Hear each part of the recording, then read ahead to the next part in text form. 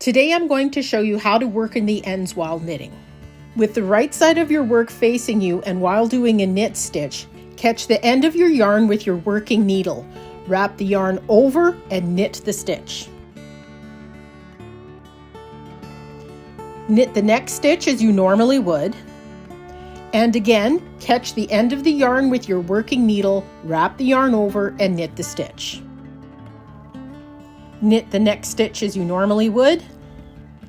And keep repeating, picking up the end and knitting normally for 10 or so stitches.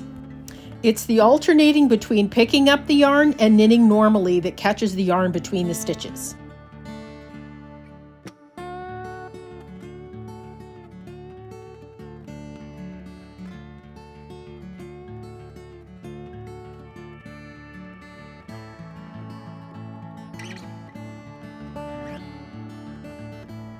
When you've picked up enough stitches, continue on working to the end of the row.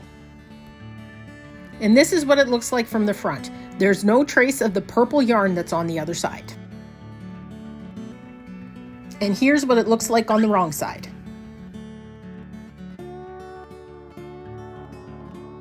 I knit the row on the wrong side to show what it looks like when it's done.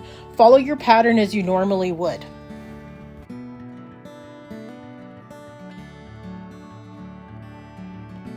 You may want to give the yarn a bit of a tug so it's snug.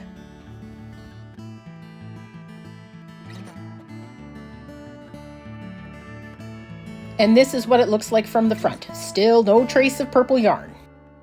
This is how I work in the cast-on end for my moccasin slipper pattern and some other patterns that I have listed below in the description. To start, make sure that you've knitted 2 full rows. We're going to pick up the cast-on end at the end of the 3rd row. Work the row until there are 13 stitches left on your non-working needle.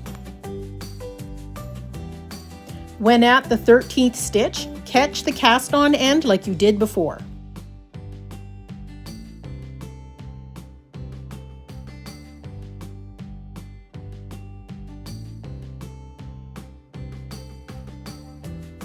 Alternate this with knitting normally and continue working the pattern to the end of the row. I didn't here, but you can pull on the cast-on end of the yarn if you need a little more slack to work with.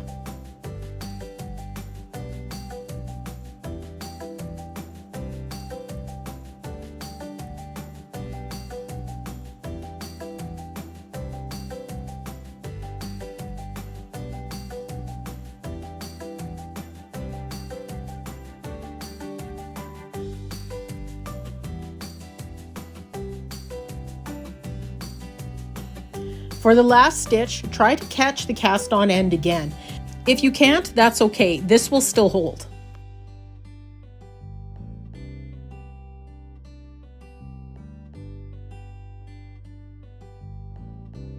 This is what it looks like from the front.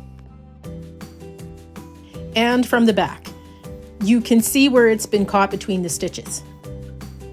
Continue knitting as you normally would. This is how you can work in an end when starting a row, either for a new section or adding a new color. Make sure that you leave a long starting tail.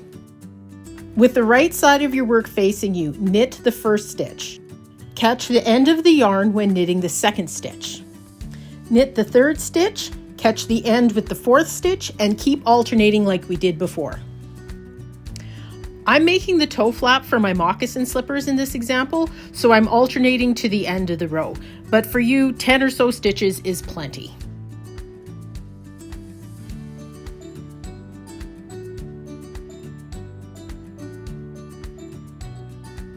This is what it looks like from the front.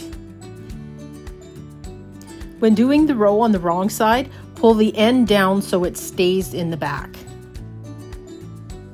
Continue on with your pattern as you normally would.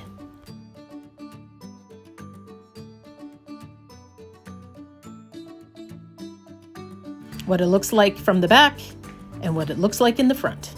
This is a great technique to join yarn when you're in the middle of a row. particularly if you're switching to a new ball of yarn or you run into a knot while you're knitting in your ball of yarn.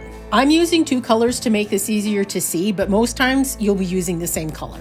Make sure you leave long lengths for both ends and also to the back of your work. Knit the first stitch with the new ball that you're starting.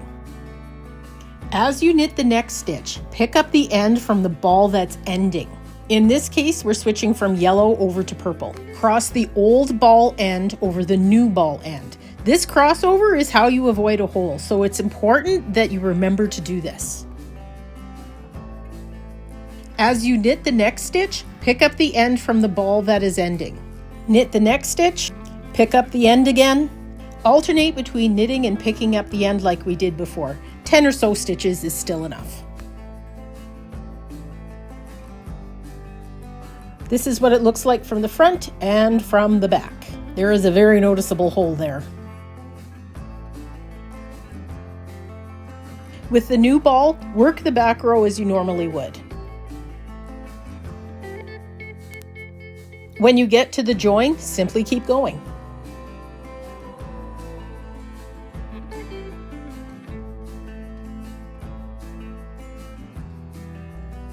Take note of the crossover.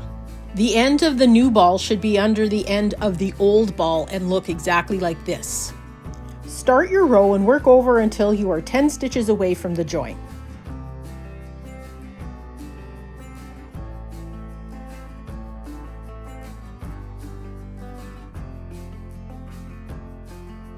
As you knit the next stitch, pick up the end from the new ball.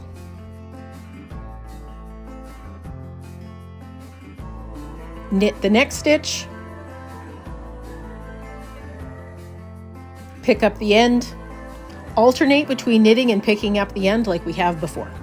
Continue with your pattern to the end of the row.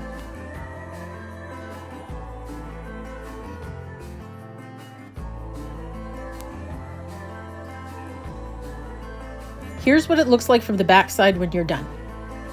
We can't pull the ends to snug up the join until the backside row is done.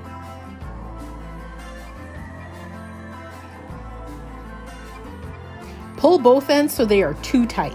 Then pull your work apart a bit so everything is evenly stretched. What it looks like from the back, see, no hole. And from the front. The first stitch may need to be pulled a bit to sit correctly.